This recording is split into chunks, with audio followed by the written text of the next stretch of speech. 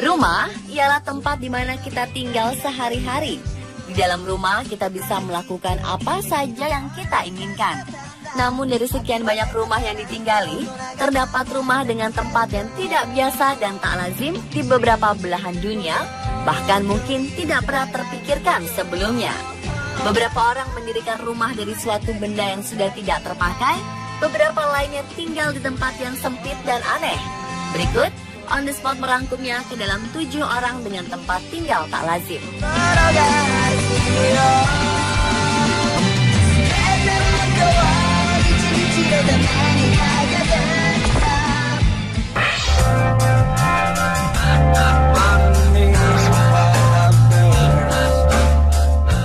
Seorang mantan insinyur bernama Bruce Campbell membeli sebuah pesawat Boeing 727 seharga $100.000 Amerika yang kemudian ia ubah menjadi sebuah rumah di dalam hutan Hillsboro, Portland, Oregon.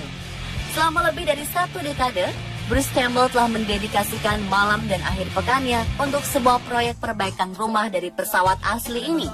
Ia mengonversi interior di dalam pesawat seperti layaknya rumah biasa.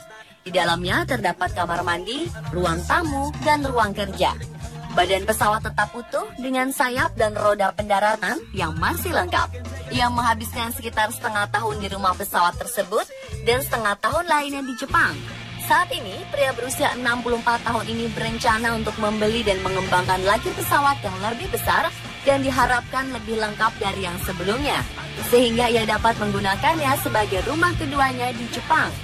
Dalam usaha keduanya ini, ia berharap masih bisa mendapatkan beberapa fitur asli pesawat seperti toilet yang berfungsi dengan baik, menjaga beberapa kursi asli secara utuh, menggunakan lampu LED, dan memiliki fungsi kokpit dan penerbangan tangga. Meskipun begitu besar keinginannya yang ingin ia wujudkan tersebut, Campbell tetap menjalani kehidupan sederhana di dalam pesawat dengan tidur di kasur dan makan makanan yang sebagian besar adalah makanan kaleng dan sereal.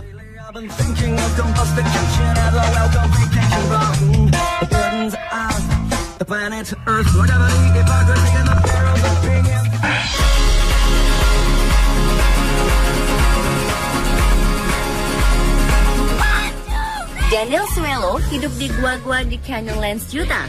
Ia dapat bertahan hidup dengan cara memanen tumbuh-tumbuhan liar seperti sayuran dan buah-buahan juga makanan kaleng.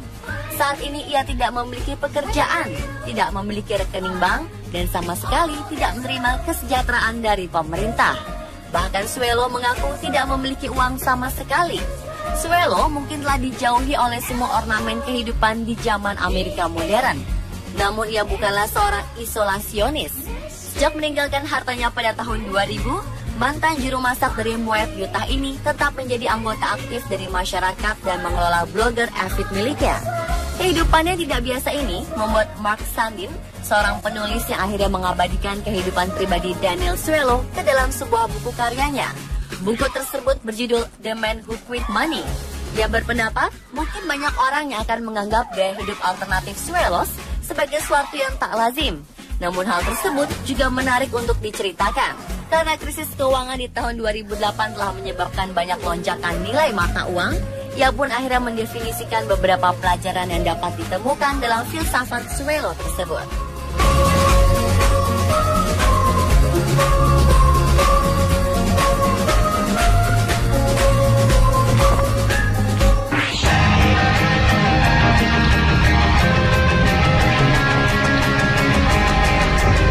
Mireille Restrepo tinggal di saluran pembuangan yang sudah tidak terpakai bersama dengan istrinya Maria Garcia dan seekor anjing di Medellin, Kolombia. Mereka menyebutnya rumah selama lebih dari 20 tahun, bahkan telah membuat beberapa perbaikan di dalamnya. Saluran pembuangan tersebut kini telah dilengkapi dengan dapur kecil, tempat tidur, kursi, dan bahkan listrik, sehingga mereka dapat menonton televisi. Selain Mireille, beberapa orang Kolombia lainnya juga hidup di dalam saluran pembuangan Medellin yang telah ditinggalkan selama 22 tahun terakhir tersebut. Tempat tak lazim dengan pintu bundar dari permukaan jalanan tersebut, jika dibuka akan berfungsi sebagai langit-langit di hari cerah. Dan ketika cuaca panas, pasangan ini menggunakan kipas angin. Restrepo adalah mantan pencandu narkoba. Medellin, kota terbesar kedua di Kolombia, telah terganggu oleh mereka perdagangan narkoba dan kekerasan antar geng. Reputasinya sebagai tempat paling berbahaya di dunia, sebagian besar didominasi oleh gembong kokain, Pablo Escobar. Pertempuran senjata antar geng dan polisi masih terjadi, dan orang-orang yang tidak bersalah secara teratur terpinggirkan. Oleh karena itu, kemiskinan pun terus berlanjut, meninggalkan beberapa orang seperti Restrepo dan Garcia untuk mencari tempat tinggal yang layak. Walaupun begitu, saat ini kota tersebut sedang berusaha untuk mengubah citranya.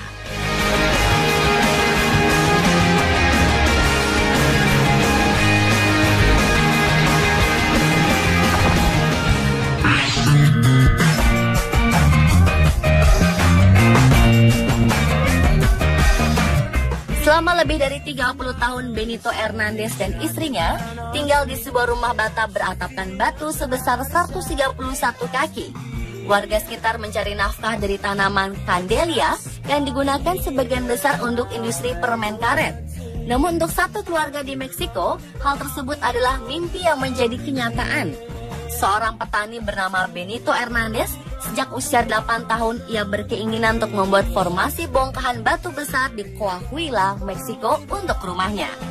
Terletak sekitar 50 km sebelah selatan dari perbatasan Amerika-Meksiko, terdapat suatu kota terpencil, San Jose de Piedras. Namun rumah tersebut cukup besar bagi pasangan yang memiliki 7 orang anak selama 30 tahun tersebut. Meskipun Hernandez memasang kompor pembakaran kayu, listrik tidak dapat diandalkannya di dalam rumahnya karena letaknya berada di gurun yang gersang. Rumah unik tersebut juga tidak memiliki sistem pembuangan limbah, namun untungnya bagi keluarga Hernandez, karena batu dekat dengan sebuah mata air pegunungan yang memasok warga dengan air untuk membersihkan dan juga untuk minum. Hernandez hidup dengan menanam tanaman Candelia yang digunakan untuk membuat lilin dan obat-obatan lainnya. Namun Hernandez masih harus terus berjuang demi keluarganya untuk mendapatkan pasokan air selama musim dingin. Karena ketika musim tersebut, pasokan air mereka akan membeku.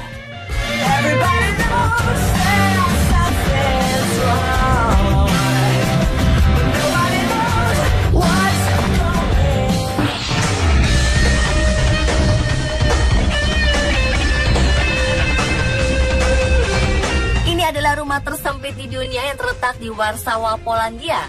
Ya, kesenjangan yang terlihat antara dua bangunan yang tinggi tersebut begitu nyata. Pasalnya, hunian yang dimaksud adalah rumah sebesar pintu yang diapit oleh dua bangunan di kedua sisinya. Mungkin lebih mirip gang kecil jika tidak dibangun menjadi sebuah rumah.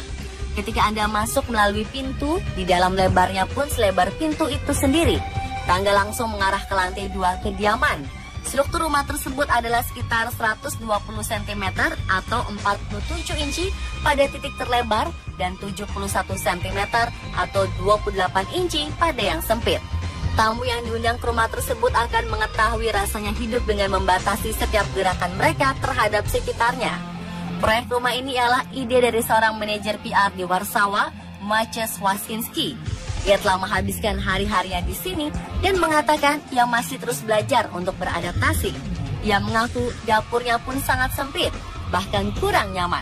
Ia juga mengaku pernah memiliki memar di kepala karena kepalanya menabrak rak di atas dapurnya.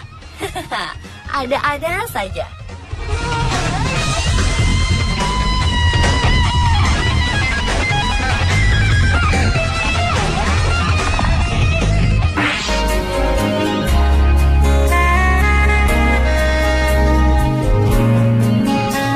Di Manila, Filipina, sekitar 10.000 keluarga dikabarkan tinggal di dalam kompleks kuburan besar. Beberapa keluarga mengaku tinggal di sana secara tak sengaja. Orang-orang yang tinggal di sana pun rata-rata bermata pencaharian mengurus pemakaman orang yang baru meninggal. Para remaja membawa peti mati dan dibayar sekitar 50 peso Filipina. Anak-anak di sana mengumpulkan besi tua, plastik, dan sampah lainnya untuk dijual. Ayah mereka dipekerjakan untuk memperbaiki dan memelihara makam. Sementara ibu mereka menjaga rumah yang menjadi makam keluarga atau makam dari majikan mereka. Rata-rata keluarga meninggal di kuburan mereka dan juga pemerintah tidak memiliki pilihan lain kecuali memindahkan tulang-tulang keluarganya ke tempat lain. Namun ada pula yang hanya membiarkannya saja di sana.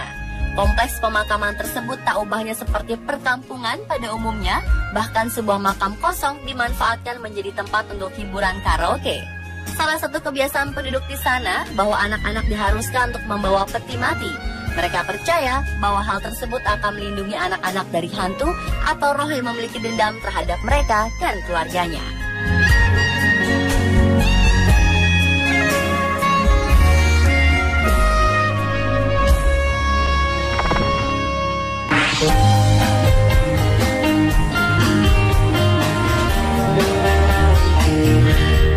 Inilah Dan Price, seorang hobbit di kehidupan nyata yang telah tinggal di lubang bawah tanah di Oregon selama 20 tahun terakhir.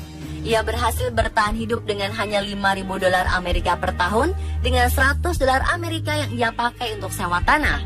Dan Price sebelumnya ialah seorang pekerja kantoran biasa. Dia bekerja sebagai fotografer untuk membiayai dirinya, istri, dan 2 anak-anak mereka, juga untuk biaya sewa rumah mereka. Dia tidak pernah fokus memikirkan hidupnya hingga saat dia membaca sebuah buku karangan Harlan Hubbard yang menggambarkan eksistensi tanpa batas segala komoditas sehari-hari kehidupan modern. Setelah membaca buku tersebut, ia segera mengemasi tasnya dan pindah ke padang rumput yang damai, di mana ia mencoba berbagai macam tenda sebagai tempat tinggalnya, sebelum akhirnya ia menetap di rumah hobbit yang ia tinggali saat ini. Lubang di tanah hampir tidak menyerupai rumah pada umumnya.